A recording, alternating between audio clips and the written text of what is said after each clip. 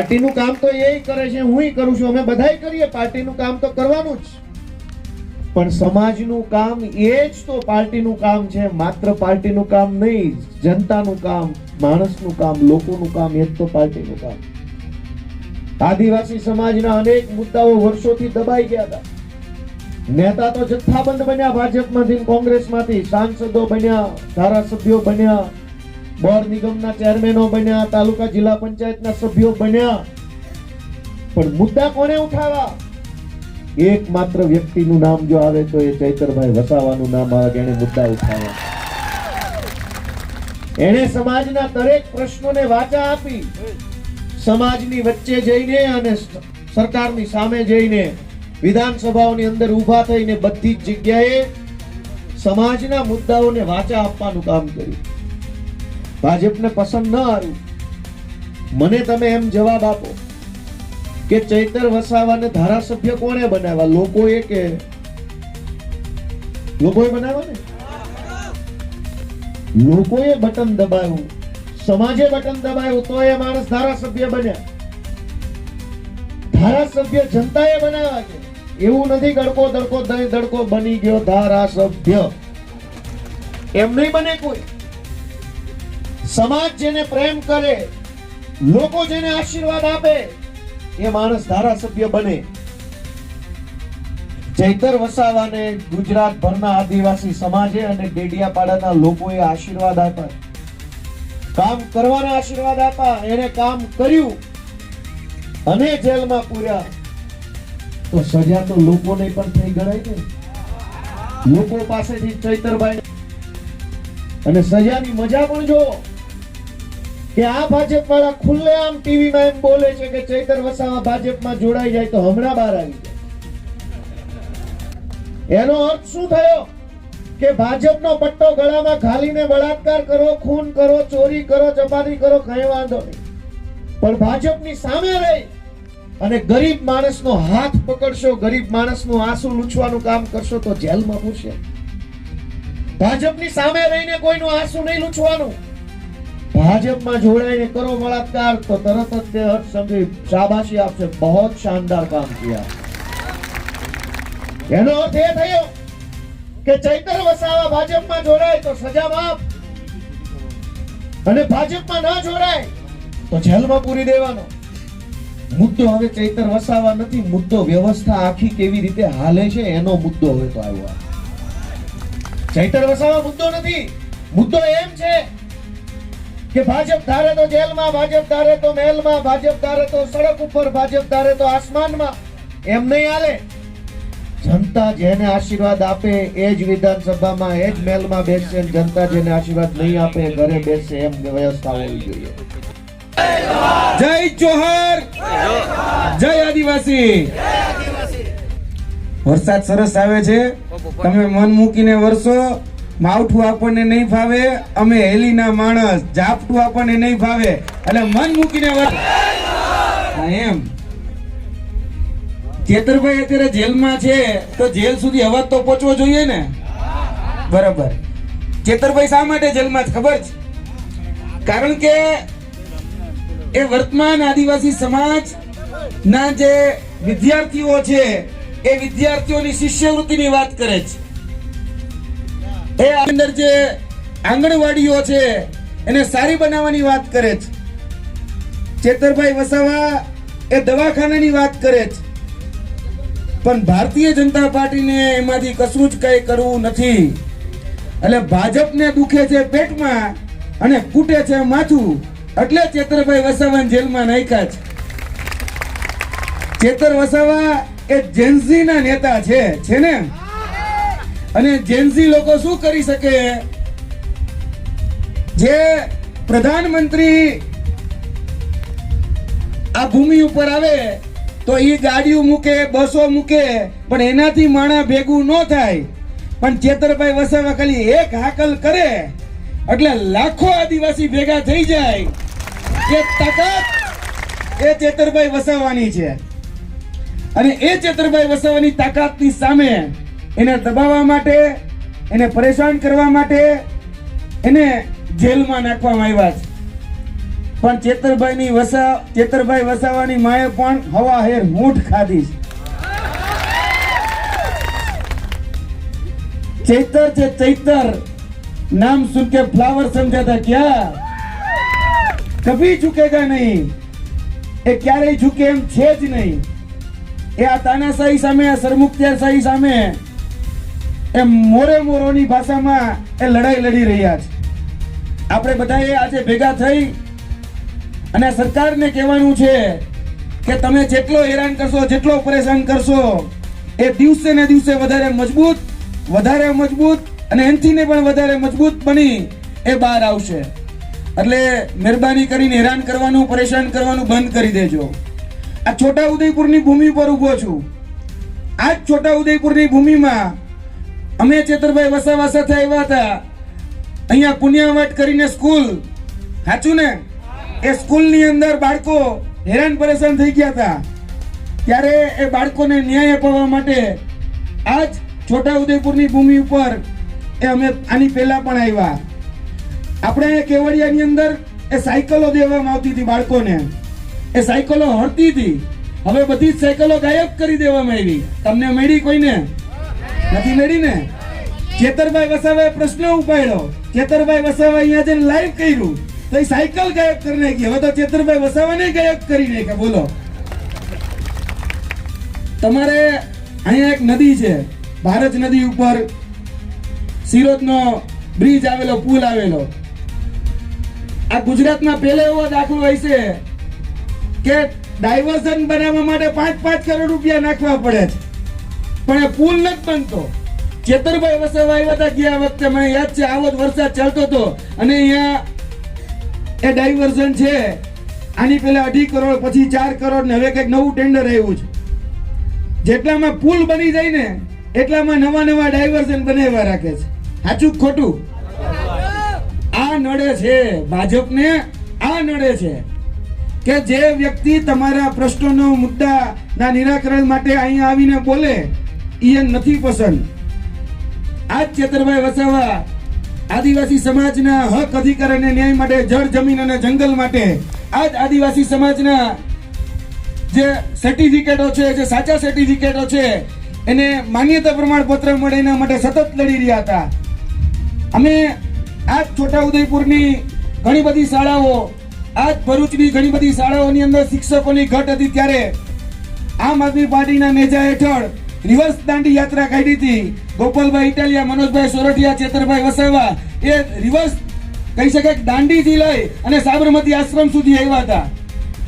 ત્યારે આ વિસ્તારોની અંદર શિક્ષકોની જે ઘટ હતી ને, એ ઘટની સામે 23,470 ઇતિહાસની, એટલે કે 79 વર્ષની સૌથી મોટામાં મોટી શિક્ષકોની ભરતી જો કોઈના હિસાબે થઈ હોય ને તો એ ચેતર વસાવા હતા।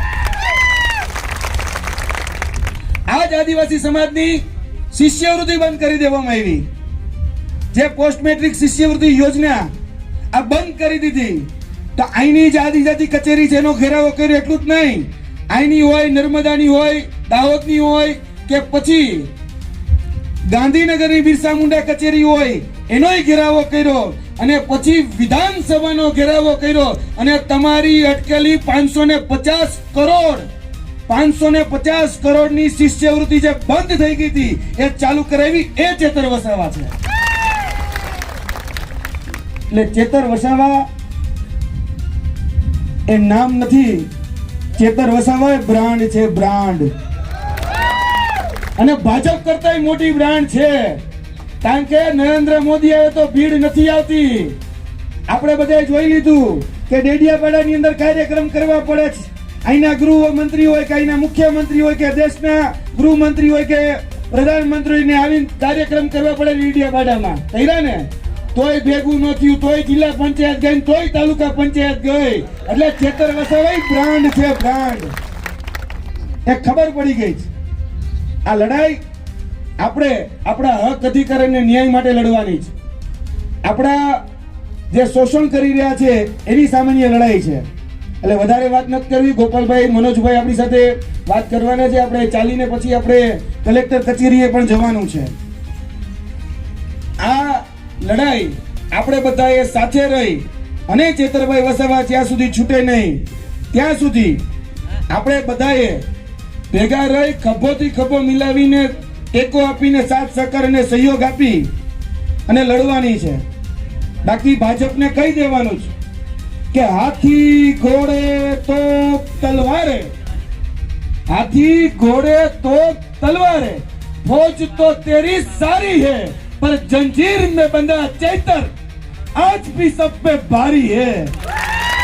जय हिंद, जयकार लगे. भारत माता की. पीछे से आवाज जा रही तेज है, आगे से नहीं आ रही. हेलो मित्रों, गुजरात में लोग परिवर्तन चाहते हैं, लेकिन परिवर्तन ऐसे तो आएगा नहीं जिस हिसाब से नारा लग रहा है. उसके लिए तो ताकत लगानी पड़ेगी और इतनी जोर से नारा लगना चाहिए कि चैतर भाई के कानों तक आवाज पहुंचे कि आज लोग यहाँ इकट्ठे हो गए हैं और उनको छुड़ा के ही दम लेंगे. भारत माता की, भारत माता की. इनकलाब, इनकलाब. बहुत बहुत आभार सबका. दो चीज बस कहना चाहता हूं और इस बात से ही अपनी बात को, क्योंकि बारिश हो रही है और बहुत जल्दी हमको कार्यक्रम आगे बढ़ा जा रहा हूं और लगभग सब जगह लोग ये कह रहे हैं कि भाई ये 30 साल का शासन खत्म होना चाहिए. बहुत परेशान है भाजपा से लोग, भगाना चाहते हैं, लेकिन विकल्प नहीं है, क्योंकि चुनाव के पहले ही तय हो जाता है कि भाजपा जीतेगी, कांग्रेस हारेगी. दोनों की इतनी पक्की दोस्ती है, इतना पक्का दोस्ताना है कि पहले दिन ही तय हो जाता है कि कांग्रेस हारेगी और भाजपा जीतेगी. उस वजह से लोग परेशान है, क्योंकि भाजपा को पता हमें तो कुछ करने की जरूरत ही नहीं है, केवल कांग्रेस से दोस्ती करनी है और चुनाव जीतना है. लेकिन साथ ही साथ ये भी हो रहा है कि लोग अब उम्मीद से देख रहे हैं आम आदमी पार्टी की तरफ, आम आदमी पार्टी के कार्यकर्ताओं की तरफ. उनको लगता है कि भाजपा से अगर कोई लड़ सकता है, भाजपा को कोई हरा सकता है, तो वो आम आदमी पार्टी है, आम आदमी पार्टी के कार्यकर्ता है. क्योंकि जो आम आदमी पार्टी का कार्यकर्ता है, आदमी पार्टी आएगी, कुछ अच्छा करेगी, उस अच्छे की तरफ कुछ कदम आगे बढ़ा पाएंगे. इन्हीं शब्दों के साथ बहुत बहुत धन्यवाद, बहुत बहुत आभार आप लोगों का, क्योंकि बहुत शॉर्ट में बोलना था इसलिए, क्योंकि अभी बारिश है. तो आप सब लोगों का बहुत बहुत धन्यवाद, बहुत बहुत आभार. बोलो जय आदिवासी, जय आदिवासी, जय जोहार, जय जोहार.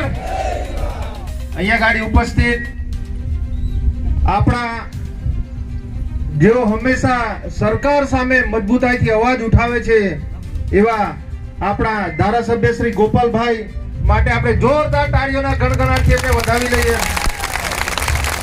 સાથે સાથે જેમને આખા ગુજરાતની જવાબદારી આપી છે સંગઠનને મજબૂત કરવાની અને ખૂબ જવાબદારીપૂર્વક એમનું કામ નિભાવી રહ્યા છે એવા મનોજભાઈ સોરઠિયાજીનું પણ આપણે તાળીઓના ગણગણાટથી એમનું સ્વાગત કરી લઈએ.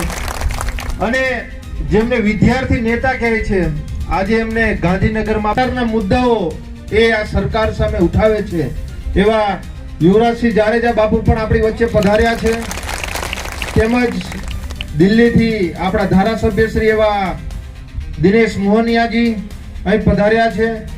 અને તમામ છોટાઉદેપુર જિલ્લાના મારા આગેવાનશ્રીઓ, વડીલશ્રીઓ, ભાઈઓ બહેનો, યુવા સાથી મિત્રોનું અમે આજ રોજ આમ આદમી પાર્ટી પરિવાર તરફથી અને સાથે સાથે ચૈતરભાઈ અને ચૈતરભાઈના પરિવાર તરફથી આપને જય જોહાર.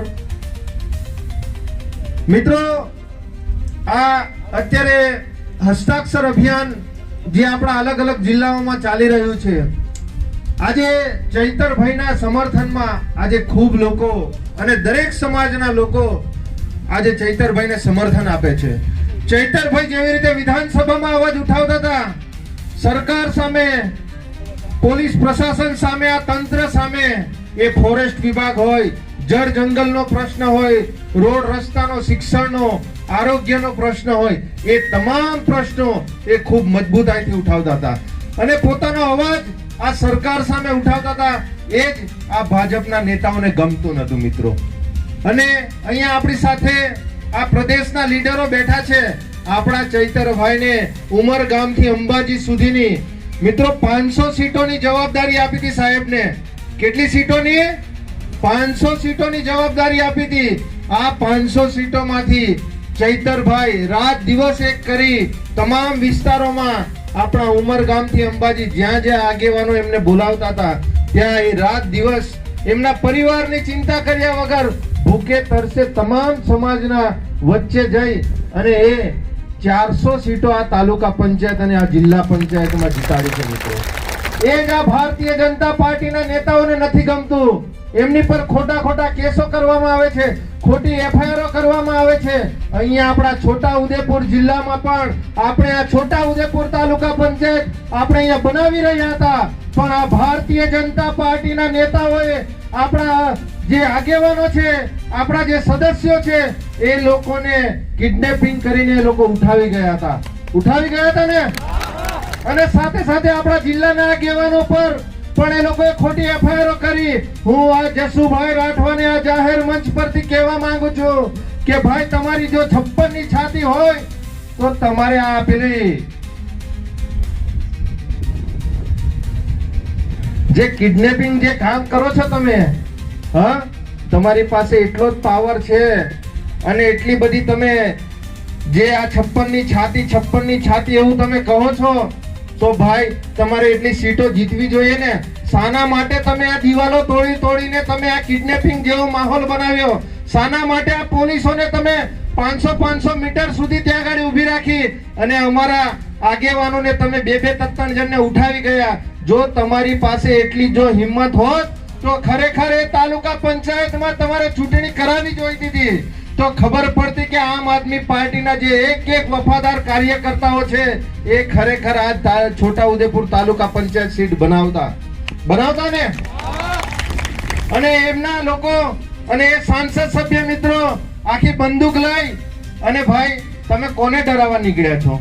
હા, આ આદિવાસીઓને ડરાવવા નીકળ્યા છો? હા, તમે વરઘોડામાં તમે બંદૂકો લઈને ફરો છો.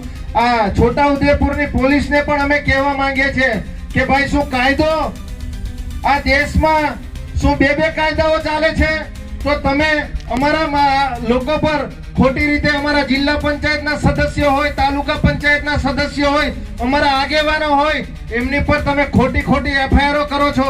આ વરઘોડામાં આ ખુલ્લેઆમ આ લોકો સાંસદો હોય, એમના આગેવાનો હોય, ખુલ્લેઆમ બંદૂકો લઈને ફરે છે. કેમ ભાઈ એમની પર એફઆઈઆર નથી કરતા તમે? હા, ખરેખર તમારે જો ના નોકરી કરવી હોય તો તમારે પણ બંગડીઓ પહેરી દેવી જોઈએ. અને એટલો બધો શોખ હોય તમને તો આ ભારતીય જનતા પાર્ટીનો આવો કેસરી પટ્ટાનો કેસ આવે છે એ પહેરીને તમે નીકળી પડો. એટલે વધુ ના કહેતા આપણે આ આગેવાન શ્રીઓને પણ આપણે સાંભળવાના છે. તો મિત્રો અમારી વાણીને અહીંયા ગાડી અમે વિરામ આપીએ છીએ. જય હિન્દ, જય ભારત. લોકોના સાથે તમે કલેક્ટર આવેદન પત્ર આપવા જવાના છો? ચૈતરભાઈ વસાવાને ભાજપ સરકારે એકદમ બિલકુલ ખોટા કેસમાં ફસાવી અને ખોટી રીતે એમને સજા કરાવવાનું કામ કર્યું છે. સજા કરવી હોય તો ગુજરાતમાં જ ભાજપ પાર્ટીની અંદર જ ઓછામાં ઓછા 10 ડઝન જેટલા ખટારા ભરાય એટલા ગુનેગારો છે જ.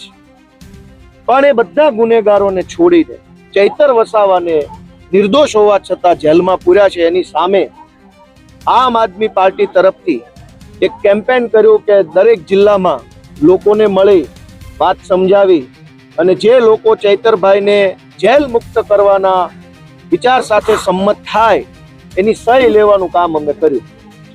છોટા ઉદેપુર અને ગુજરાતભરમાંથી અંદાજે લાખો લોકોએ સહીઓ કરી અમને આવેદનપત્ર આપ્યા છે. આપણા જિલ્લામાં પણ 1 લાખ કરતાં વધુ લોકોએ ચૈતરભાઈના સમર્થનમાં સહી કરી આપી છે. જે સહી કરેલા કાગળો પત્રકો અમારી પાસે છે એ આજે અમે છોટાઉદેપુર જિલ્લાના કલેક્ટરને આપવાના છે અને કહેવાના છે કે કલેક્ટરના માધ્યમથી આ રજૂઆત સરકાર અને રાષ્ટ્રપતિ સુધી પહોંચાડવામાં આવે. બીજી વાત તમે કરી કે વડાપ્રધાને સ્ટેટસ બજેટ અને વિડીયો જારી કર્યો છે. દેશના યુવાનોએ સત્તાના અહંકારને ઓગાળવાનું કામ કર્યું. સત્તામાં બેઠેલા નેતાઓને એવું અભિમાન હતું કે કોઈ તેની સામે આંગળી નહીં ચીંધી શકે, પણ દેશના જેનજી યુવાનોએ ક્રાંતિ કરી બતાવી અને સરકારના અહંકારને ઠેકાણે પાડી અને શિક્ષણ વ્યવસ્થામાં સુધારો થાય, પેપર લીક અટકે એ માટે થઈ શિક્ષણ મંત્રીનું રાજીનામું લેવા સાથે સાથે કાયદો કડક થાય અને શિક્ષણ વ્યવસ્થામાં સુધારો એટલે કે રિફોર્મ્સ આવે એવી માંગણીને પણ એણે મંજૂર કરાવી લીધી છે. હું દેશના જેનજી યુવાનોને ખૂબ ખૂબ શુભેચ્છા પાઠવું છું અને સરકારને વિનંતી છે કે અભિમાન અહંકાર માપમાં રાખવું. જનતાથી મોટું જનતંત્રમાં કોઈ હોય નહીં. સરકાર કદાચ એક વખત, બે વખત, 3 ટર્મ સુધી સરકાર આવે એવું બને, પણ એનો અર્થ એ નથી કે સરકાર જનતા કરતા મોટી છે.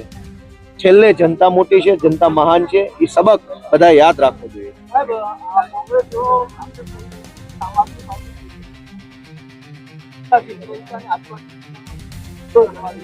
ભલે કરે, કાંઈ વાંધો નહીં, ભલે.